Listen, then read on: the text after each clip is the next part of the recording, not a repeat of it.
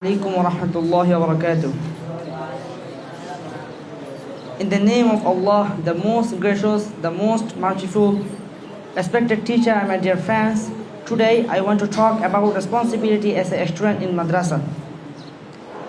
Everybody we knows that a madrasa is a place where we learn knowledge, good manners and Islamic characters. So, every student has important duties. First, we must respect our teacher and follow their instructions. Second, we must be punctual and serious in our studies because time is very valuable. Third, we must maintain discipline in the madrasa and follow all rules properly. We must also avoid bad friends. The Holy Quran warns us about it. Allah says, يوم يعض الظالم على يديه يقول يا ليتني اتخذت مع الرسول سبيلا يا ويلتى ليتني لم أتخذ فلانا خليلا.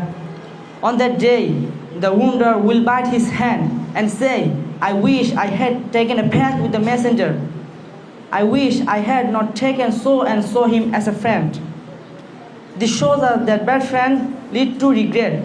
So we should choose those friends who remind us of Allah. Another important duty is cleanliness.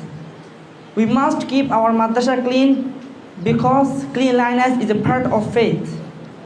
Classrooms, yards and surroundings should always be neat.